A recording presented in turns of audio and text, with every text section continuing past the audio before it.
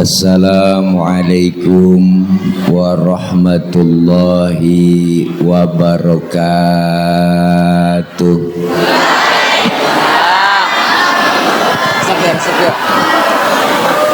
Bismillahi walhamdulillah. Alhamdulillahilladzi ja'alal ilma arfa'a sifatil kamaliyah. Asyhadu an la ilaha illallah wahdahu la syarikalah alladzi man syaa bil ma'asyiril hikamiyah. Wa asyhadu anna sayyidana wa nabiyyana Muhammadan abduhu wa rasuluh alladzi khassahu Allahu ta'ala bi jami'il kamalatil ubudiyah. Amma ba'du. Yang mulia segenap para alimil ulama, para kiai, para asatidzah, terkhusus yang sama kita hormati dan muliakan guru kita bersama Al-Walid Al-Mukarram Al-Ustad Profesor Dr. Ki Haji Abun Bunyamin MA selaku Ketua Rais Syuriah PWNU. Kita doakan beliau senantiasa sehat wal afiyah. Guru kami Al-Mukarram Al-Ustad Dr. Ki Haji Musyfiq Amrullah selaku pimpinan dan pengasuh Pondok Pesantren At-Tawazun beserta istri dan keluarga besar Pondok Pesantren At-Tawazun, doakan beliau senantiasa sehat wal afiyah.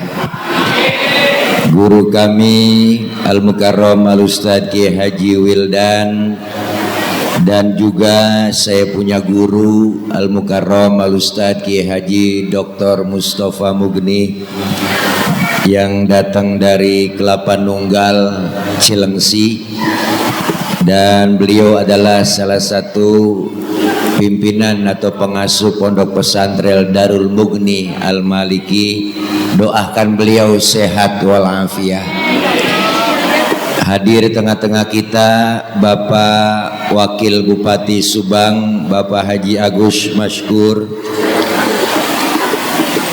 Komandan Lanud, dan juga diwakili oleh Kabintal, ada Pak Sekda, Ketua Basnas Jawa Barat, dan terkhusus mubalik kita yang sengaja kita undang jauh dari Tangerang, Al-Mukarram Al-Ustad Ki Haji Imam Syahroni.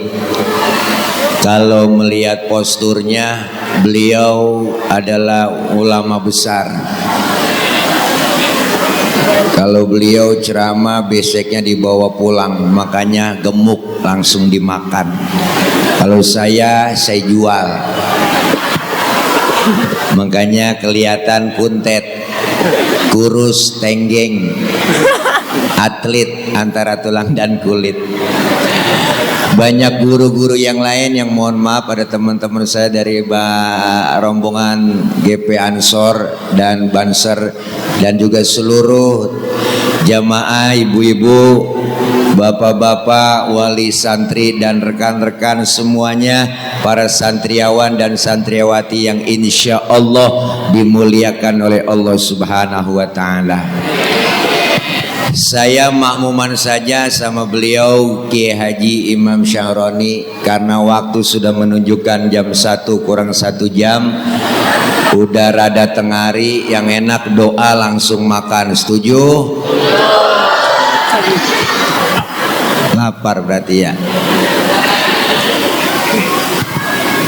Bicara Isra dan Mi'raj.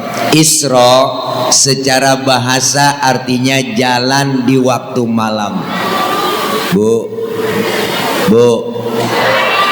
apaan? Tuh, kita ngomong dia kongko.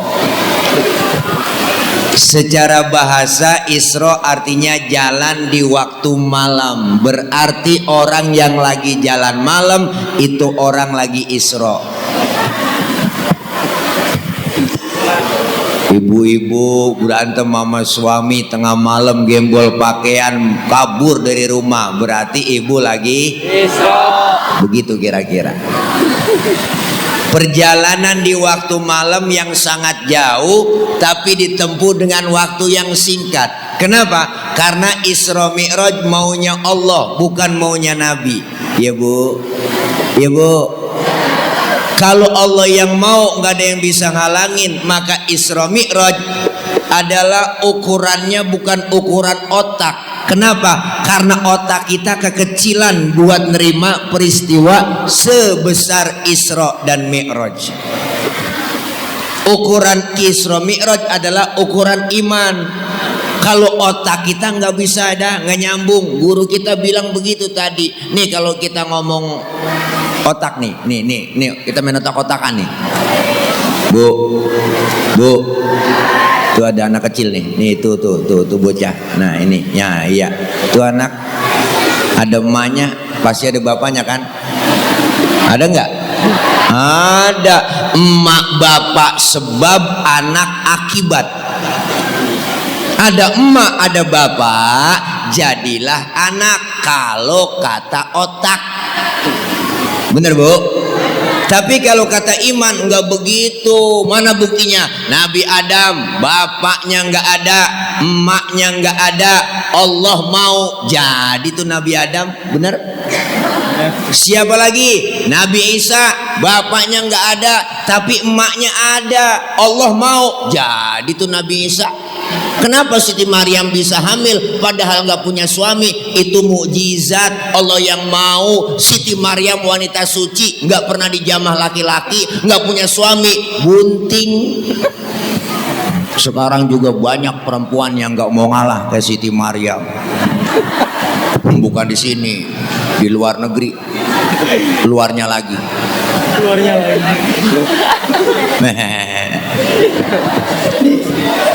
Kalau ukuran otak nggak nyambung. Masjidil Haram di kota Makkah, Masjidil Aqsa di Palestina. Nih kalau jalan normal 3 bulan naik ontak baru nyampe Bu. 3 bulan naik ontak baru nyampe. 3 bulan naik ontak baru nyampe. 3 bulan 3 bulan naik ontak baru nyampe.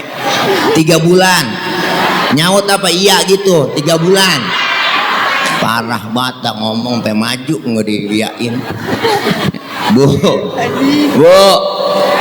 itu pun ontanya udah onta VVIP. Nah ini kesian tukang kamera nih, Bu. Jadi ukurannya iman. Kalau iman udah mantep, insya Allah percaya adanya Isra Mi'raj. Maka Rasulullah pulang Isra dan Mi'raj dapat perintah sholat. Sebelum subuh udah duduk di Masjidil Haram. Apa yang dipikirkan? Rasulullah sedikit galau, bete. Nabi galau Nabi galau, bengong. Apa yang dipikirin? Kalau saya ceritain ke umat takut nggak percaya. Kalau saya ceritain ke sahabat takut sahabat nggak percaya. Lagi galau Nabi didatengin rombongan Abu Jahal, Abu Lahab sama abu-abu yang lain. Termasuk Abu Janda rombongannya. Nyamperin Rasulullah, Bu. Ditegur, Muhammad dari mana ente? Habis Isra Mi'raj saya dipanggil sama Allah, ketemu Allah, dapat perintah sholat. Terus sebelum subuh udah duduk lagi di sini, tembus 7 lapis langit. Oh, apa kata rombongan Abu Jahal? Ente jangan bikin hoak, ente bohong, ente ngigo, ente ngimpi. Sekarang ente kalau memang tembus 7 lapis langit, berdiri. Rasulullah suruh berdiri, Bu. Berdiri Rasulullah. Angkat kaki ente sebelah, diangkat. Bisa berdiri? Bisa. Angkat lagi sebelah, jatuh saya. Nah, begitu aja ente jatuh, bagaimana mau tembus 7 lapis langit? Jangan didengerin Muhammad. Muhammad bikin hoak PA. Ini rombongan Abu Jahal ngomong. Berangkat lah nih Abu Jahal, Abu Lahab. Kemana? Dia datangin sahabat, dia provokasi sahabat Rasulullah. Datang ke Sayyidina Abu Bakar. Abu Bakar, temen lo Muhammad udah PA. Kenapa? No, dia bilang katanya habis Isra Mi'raj ketemu Tuhannya, dapat perintah sholat, tembus 7 lapis langit. Siapa yang bilang? No, Muhammad. Apa kata Sayyidina Abu Bakar? Dengerin. Kalau memang Rasulullah yang bilang begitu, lebih dari itu, saya Abu Bakar percaya 1000%. Lu ngomong lagi, gua bacok lu. Tegas. Maka Sayyidina Abu Bakar dapat julukan As-Siddiq yang membenarkan Rasulullah Isra dan Mi'raj. Maka As-Siddiq itu lakob, julukan. Kadang-kadang Bilal di kampung kalau terawih masih salah teh. Masih banyak tuh. Al Khalifatu awalu Sayyidina Abu Bakar bin Siddiq dia kata. Babanya bin Siddiq. Nih, apa yang kita ambil pertama peristiwa Isra dan Mi'raj dalam rangka memperingati milad Pondok Pesantren At-Tawazun. Yang pertama adalah keimanan. Iman intan paling mahal, mutiara paling berharga. Biarkan hai anak-anakku, zaman berubah, yang penting akidah jangan sampai goyah. Silahkan masa berganti, yang penting keyakinan jangan mati. Tanamkan iman kepada anak-anak kita, karena iman adalah intan paling mahal. Kita bisa hidup karena iman, menjalankan hidup dengan iman, bahkan menghadap Allah dengan menghadap Allah pakai iman. Makanya iman kudu mantep, godaan iman berat, tantangan iman rada gede. Ada aja halangan kita mau ibadah, tantangannya berat. Ibu mau berangkat ngaji malam Jumat, mau yasinan, udah rapi pakai baju seragam, keluar rumah gerimis. Ujian bu, bukan orangnya yang keluar rumah, tangannya yang keluar rumah. Ya gerimis.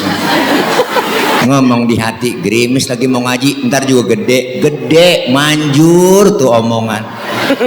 Bu, tantangan iman berat, apalagi godaan di zaman sekarang. Setan udah banyak masuk ke rumah kita, terutama setan gepeng.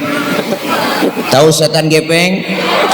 Handphone, anak megang HP, emak megang HP, bapak megang HP. Bangun tidur yang dicari, berebut, berantem gara-gara mau tidur masih megangin, emak bapak berantem gara-gara, anak ribut gara-gara.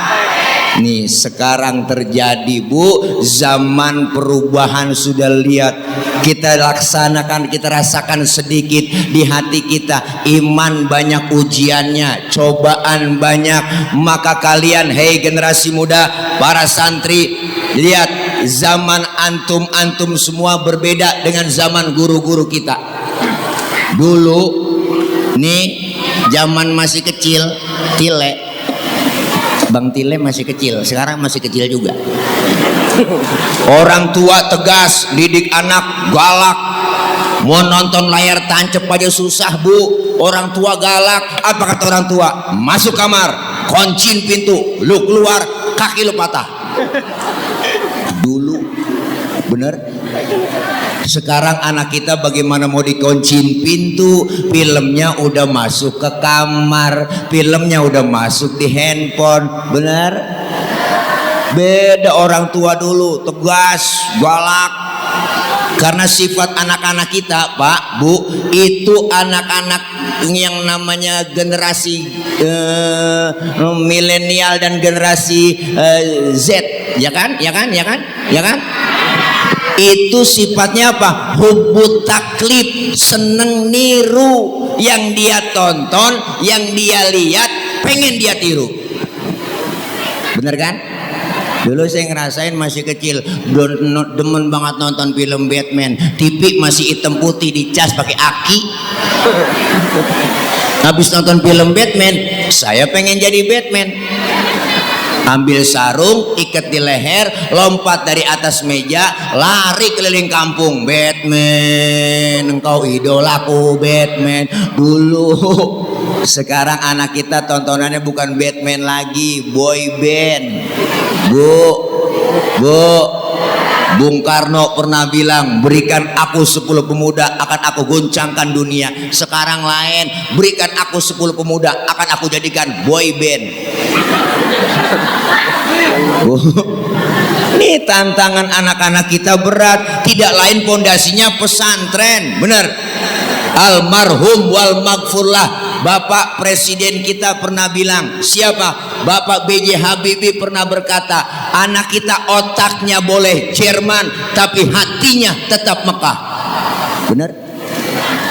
Artinya apa? Pendidikan agama harus lebih mantap dulu daripada pendidikan umum. Bukan berarti pendidikan umum nggak berarti. Silahkan anak kita sekolah, silahkan SD, SMP, SMA ngaji malam, tapi diajarkan agama, tanemin ilmu agama. Kenapa? Jujur, pendidikan kita, kurikulum yang ada di negeri kita, Bu, itu berorientasi pada pengisian otak. Anak kita otaknya doang diisi biar pinter matematika, fisika, internet, tapi hatinya dangkal, imannya kosong, agamanya dangkal. Maka banyak orang muncul sekarang pinter doang cuman kagak bener. Bener kan, Pok? Bener kan? Tuh yang pada pakai rompi oren, emang orang geblek gitu. Ayo dah. Lah sekolahnya S1, S2, S3, S getok, S teler dia punya. Maka kebanyakan S beku. Kenapa? Otaknya boleh pinter tapi akidahnya kosong, dangkal imannya. Maka orang tua dulu lihat anak-anaknya agamanya mantep, belajar ilmu agama, walaupun nggak sekolah tinggi tapi imannya kuat.